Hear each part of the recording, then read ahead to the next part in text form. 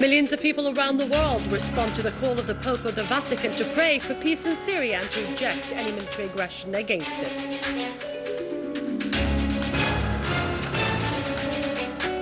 Demonstrations in various capitals continue to condemn the American threats of military aggression on Syria.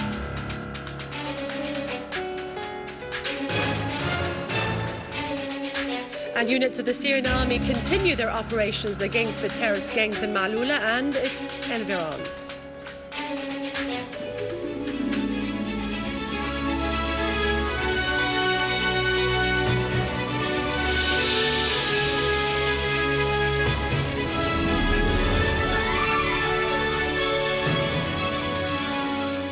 Good afternoon. Millions of people around the world responded to the call of Pope Francis of the Vatican to pray for the return of peace to Syria and to reject any military aggression against it. The Pope called for work to achieve peace and reconciliation in Syria and the Middle East. His call was received with enthusiasm by 70,000 people throughout the world. The Pope said that war and violence lead only to death.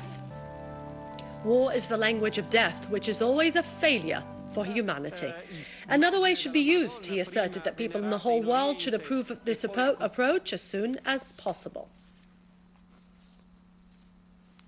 In Damascus, a prayer session was held in the Cathedral of the Mistress of El-Naya in El Zaytun Quarter in response to the call of His Holiness, Pope Francis of the Vatican, to pray for the return of peace and security to Syria and against any military aggression.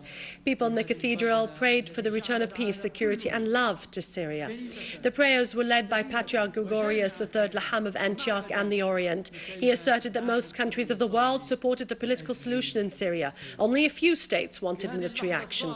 He called upon Syrians everywhere in the world to present the image of Syria to the whole world for their opinion as a country of love, tolerance and coexistence. In a meeting with the Syrian parties, the regional leadership of the Ba'ath Arab Socialist Party discussed the latest developments in the light of the threats of a direct aggression on Syria. The secretaries of the parties asserted that this threat unites everybody, regardless of political and ideological differences. They agreed to keep coordination and consultation open until this threat is repulsed. The Assistant Regional Secretary Hilal expressed appreciation of this solid attitude of the Syrian parties, standing united against this onslaught on our homeland. The regional leadership asserted at the end of this meeting that it would remain in session for an unlimited time.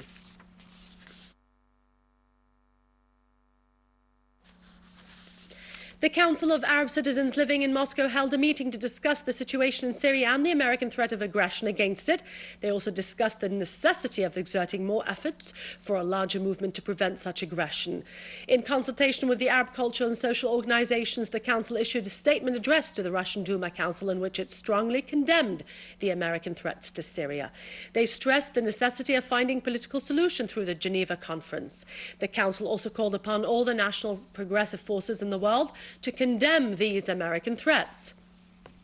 It also called upon the Syrian people to stand united against the main American Zionist enemy. The statement expressed gratitude to the countries that stood with Syria against this aggression and refused the use of their space as a starting point for the American war machine. In the Philippines, hundreds of people gathered in the capital Manila to express their opposition to potential U.S. military action in Syria. Protesters gathered around a large peace sign where they waved placards and lit candles. Protest leaders said that the Philippines are joining the global protests against the impending U.S. aggression against it. Are joining the global protest against the impending U.S. airstrikes and the intervention in Syria. And I think from the Pope down to the ordinary people in the United States and elsewhere in the world, people are rising up against the planned U.S. intervention.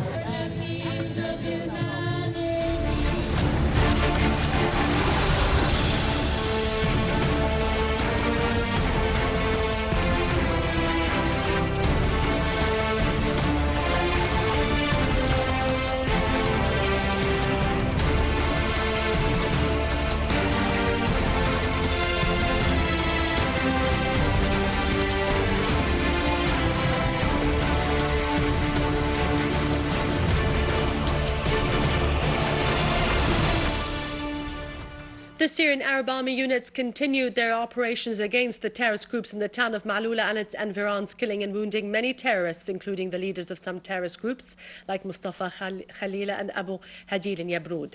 Our forces advanced into the town through Ain Tine. They reached the main square and continued to chase the terrorists in various areas around the town. They killed a large number of the terrorists, including several non-Syrians.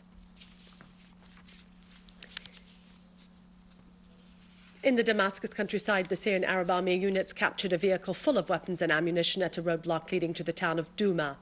The vehicle also contained smuggled and stolen medical compounds and equipment used to detonate explosive devices. The British newspaper The Times exposed the involvement of Saudi Arabia in arming and financing the terrorist groups in Syria in coordination with Turkey, Qatar and Jordan under the supervision of the CIA. The paper pointed out that Saudi Arabia has recently increased the arming of terrorists after receiving this job from Qatar. The paper quoted Gulf security sources asserting that the CIA was supervising the operation of smuggling new shipments of weapons by Bandar bin Sultan into Syria across the Jordanian and Turkish borders in order to help the terrorists to exploit the intended American aggression.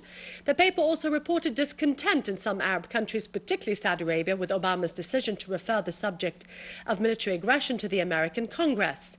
The paper added that Saudi Arabia has been pushing the U.S. to attack Syria for several months, and that Bandar bin Sultan paid repeated visits to Washington in the recent weeks. The paper also asserted that Saudi Arabia urged the Arab League to support this military intervention. In Turkey, and for the second consecutive day, Erdogan's forces continued to attack the students of Middle East Technical University in Ankara. Erdogan's forces used tear gas and water cannons in addition to rubber bullets against the demonstrators, a thing that led school students of Galatasaray High School in Istanbul to spread calls through social networking sites for demonstrations in support of anti-Erdogan protesters in Ankara. Thousands of demonstrators gathered in the streets leading to Taksim Square, walking towards Kazi Park, where the protests broke out earlier, but heavy security measures prevented them from reaching the park. Meanwhile, Erdogan's forces arrested 25 demonstrators. With this, we conclude our news for today. Thank you for watching us. For more details about Syria and the region, you can visit our website on syriaonline.sy. God bless you and long live Syria.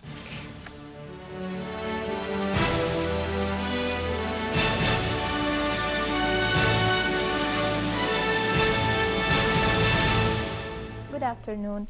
Minister of Interior, Trade and Consumer Protection gave his directives to provide large quantities of goods needed for the consumers, including school requirements, to be sold at competitive prices. He pointed out that the ministry is continuously watching the prices and the availability of the materials in the market. The minister emphasized that the ministry is working hard to fight manipulation through intensified patrols and by taking legal measures against the violators. The chairman of the Union of Agriculture's Chambers anticipated a fall in poultry prices after taking the necessary measures to achieve that. The union made a suggestion 2 weeks ago to halt exports to decrease the prices. However, they remain still, so it demanded providing feed in reasonable prices. The director of the General Establishment of Grains in Homs pointed out that the last quantity of wheat was received on August 29th. It was more than 18,000 tons. It is worth mentioning that the delivered amounts of wheat during the previous season reached 29,000 tons. And now over to the exchange rates according to the bulletin of the Central Bank of Syria.